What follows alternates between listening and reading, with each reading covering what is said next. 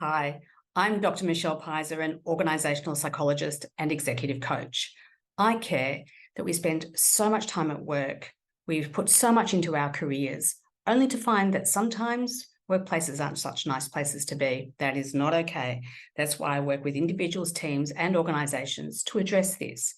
Now, one of those times might be a redundancy. I've been through it myself a couple of times, not the funnest time. But I have learned some tips along the way and I want to share them with you, and I really hope they help. So let me share my screen. Now, this first tip is from a really good friend of mine called Rosemary.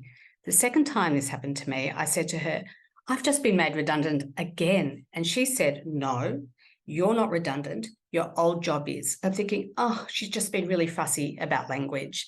But later on, when I was by myself and that negative self-talk got really loud, I remembered what she said, and it actually really helped. So remember, you're not redundant, your old job is. Now, the next tip is in a similar vein. It's about being kind to yourself. Redundancy is kind of like a big loss. So as with grief, it can be an emotional roller coaster ride. Well, this can be too. So there's some tips here to be kind to yourself that I've learned along the way. Now, the first one is to talk to yourself like you would your own best friend, a little bit like a rosemary inside your head. The second tip is to remember that even though you might feel like you're the only one going through this, it can feel quite isolating. You're not the first and you will definitely not be the last. The third is to get real with your feelings. You don't want to gaslight them. You want to actually feel them fully. But at the same token, you don't want to indulge or exaggerate them. So a couple of ways that can help with this. First of all is to actually name what you're feeling, whether it's sad, angry, frustrated, whatever it is.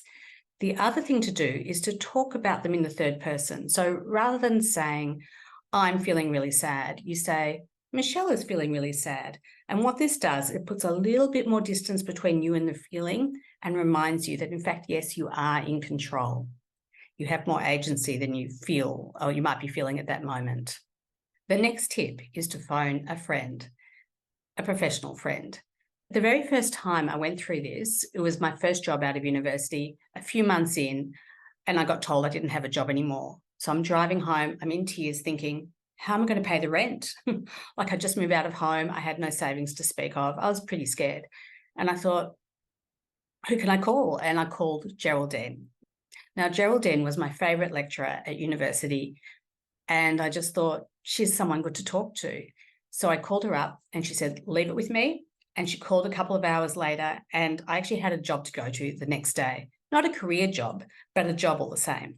So I learned some really good tips from this. The first one is to focus on what you can control. I couldn't control that I was now unemployed, but I could control what I did with my time.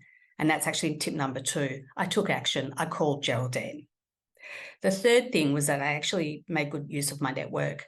Not that I thought of Geraldine as my network. We actually had a really nice relationship at university and she was so happy to hear from me.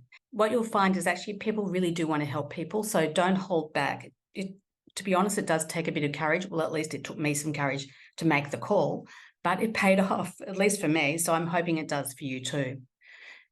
The next tip is actually also what I learned through this, calling Geraldine, and that is that the hidden job market is real. It's actually happened to me now more than once. So, of course, go for those advertised roles, but don't actually cut yourself off because there's a huge world out there where they're never advertised and you just don't know. So do put your feelers out. The hidden job market is real. Now, my final tip is about leaving well. I know you're professional. I suspect you will anyway, but just in case, don't forget to do that because you never want to burn your bridges. The world is a very small place and you never know who talks to who or who's going to pop back into your world at any point in time. The other reason it's really important, not just for your reputation, but also for keeping your integrity intact. I think that really matters for you and being able to start your next job well. And thinking about starting your next job, I actually have seen people give up on their career dreams when something like this happens. Please don't do that. It's actually not necessary. Your career aspirations are yours. Maybe you're not going to be realised down this path, but maybe down this path. So I really do hope that happens for you. There's no reason to give up on them. Sure, your confidence can take a bit of a hit. So if I can help when you get back on your feet, please get in touch. You can email me, you can connect with me on LinkedIn, you can use the QR code to get straight to my website. So I'm really hoping that the redundancy roller coaster ride for you is incredibly short and just a little blip on a landscape of a really long and rewarding career for you.